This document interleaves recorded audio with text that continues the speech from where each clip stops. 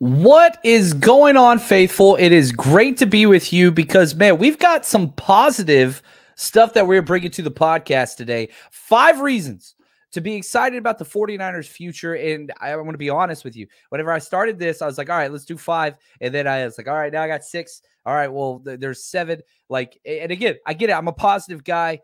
I love looking forward to what's out there. But man, there's a lot of things to be happy about. Well, shout out to the Countdown crew. I see all the hashtag CCs.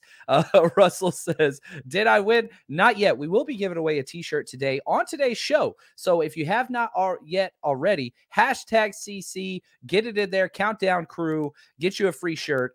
We've got a lot of stuff going on. Now, also, I do want to say we did post on YouTube a full highlight film breakdown of Trey Lance. It is in the description of this video. If you haven't checked that out, that is there for you as well. If you, again, you need some more positivity, you need some more things to look forward to, that is there as well. Now, let's jump into it.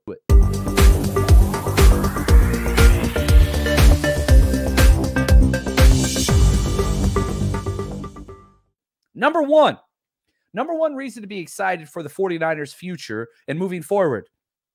That's right, Trey freaking Lance. If you're not excited about this 21-year-old quarterback stepping up into and taking over for the 49ers, I don't know what's wrong. You might want to check your pulse. This kid is excitement, dynamite written all over him. Now, does that mean he's not going to have issues? By no means. But when has the 49ers quarterback not had issues in the past 20 years?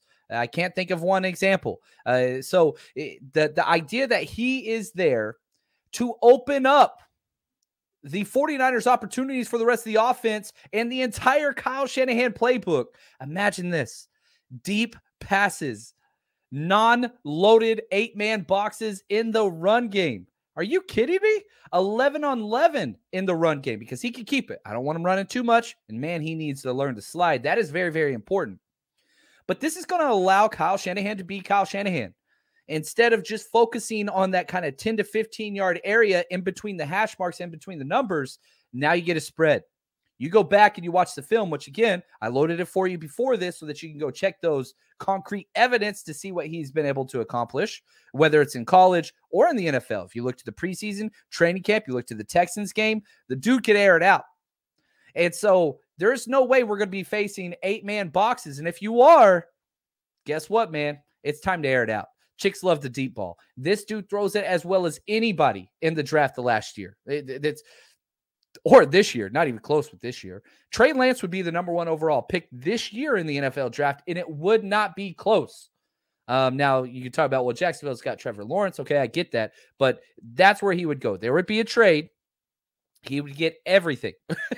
He would be the #1 guy, way past Malik Willis, all those things. And again, what's up, Steve? Welcome to the show, man. Glad you made it from Australia. And again, the quote that I heard most recently, man, I forgot who said it. I wanted to give him credit for this. I'm upset. Anyway, the idea is talent sets the floor, character sets the ceiling. And this kid's got them both in spades. Find a reason why Trey Lance will not be successful. I'll wait. It's pretty damn hard to find one. Character, top of the charts. Work ethic. Remember, he logged the most time in the playbook during training camp and OTAs and minicamp and all that. The most out of the entire 90-man roster. Physical skills. Oh my gosh. Dude's built like freaking Steve McNair. He was recruited to the Big Ten to play linebacker, for crying out loud. Like, the dude has it. Rocket arm. Now, can he work on some things? Of course he can. He's the youngest quarterback in the NFL currently. But you've got to be excited. One of the things I'm most excited about him, not only just the deep passing, how it's going to help the wide receivers and back everybody up for the run game, his touchdown to interception ratio. This is one thing that has plagued the 49ers. You have to go back to Colin Kaepernick, who is still top 5 in NFL history, a touchdown to interception ratio. The idea of limited negative plays. Love Jimmy Garoppolo. Love everything that he did for this franchise. Incredible stuff. I mean, he was great. Is he a top 5 quarterback in the NFL? No. Will he ever be? I don't think the answer is yes. Even Jimmy Garoppolo truthers, I don't think, would say yes to that. But what Jimmy did was great. But if you look at his numbers, Last year, 20 touchdown passes, 12 interceptions in the regular season. That's not good. The bare minimum for a good quality quarterback usually is a 2-to-1 ratio. What did Trey Lance do? Even though, one of his starts against the Cardinals, his throwing head was jacked up, still 5 touchdown passes, this is passes now, and 2 interceptions. Now, if you extrapolate that, he had 2 starts, multiply that times 8, that's 16, even though there's 17 games in the season. I think it gives us a pretty good look at what those numbers would look like for an entire season. It'd be 40 touchdown passes and 16 interceptions. Now, that would be insane. That would, he would be not an MVP consideration, but that's pretty damn wild. I don't think those are going to be his numbers. I'm not projecting that. But it does show you what he has shown, what he has put on tape. He has been able to be successful in a very small sample size, 2 games. But you go watch that Texans game, holy freaking cow. You could say, oh, well, the Texans suck. Go watch them the week before whenever they embarrassed Justin Herbert and the Chargers. Made him look bad. Probably his worst game as a pro was against the Texans the week before. Then the next week, especially that second half, right? Again, Trey Lance started slow in that game. But the second half, dude lit it up. Ran him out the building. So I'm so excited. The number one thing to be excited about, if you're not in on this Trey Lance excitement, why are you a sports fan? This is like what you dream of. You get this young, high potential, amazing human being on and off the field that's coming in. And again, humble pie, man. He sat all year, never caused any issues, best friends with Jimmy Garoppolo. Find a negative. Find one. I don't know. I know I got rosy cheeks. Maybe I got rosy glasses too. But again, I've been on the Trey Lance, wagon for quite some time, and I'm excited, man. I am excited.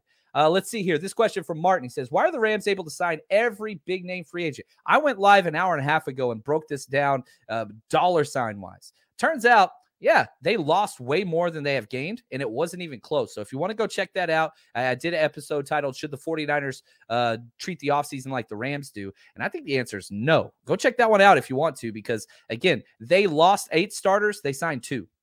Von Miller was the biggest name in free agency, probably. They lost him. Bobby Wagner, great player, amazing player. Allen Robinson, great player, amazing player. They lost their starting left tackle. Both their starting edge players. They lost the starting defensive tackle, starting guard. I mean, good gosh. They lost so many players. They replaced them with 2. So I don't know. I get it in the splash names. That's great. Not the way the 49ers build. Not how they're going to build. And I think that this episode, as we go through these different things that excite me, is I don't think we have to do what they did. We're built for sustained success. I don't believe that they are. Their coach almost retired last year. The dude's like 30 years old.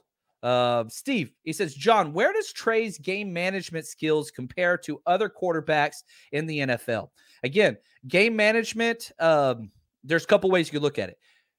Limiting negative plays. I think that's probably one of the most important things. Trey Lance was as good as anybody this in the college. He didn't throw an interception his entire championship year where they went undefeated. He didn't throw 1 interception. So again, limiting negative plays are very, very important. He is very aware of the sticks whenever he runs the ball. Now, again, I want him to slide a lot more, and it's not like he's just airing it out all the time. That's not what he does either. He operates within the framework of the offense. And we saw that in the Texans game. We saw that, early on in the training camp and preseason. So is he going to learn? Yeah, he's 21. He's 21. He's 21. He's got a long ways to go, and there's going to be rookie mistakes. There's no doubt about it. Even though he's not a rookie anymore, it's his first full-time job. And so that's going to be an issue. There's no doubt about that.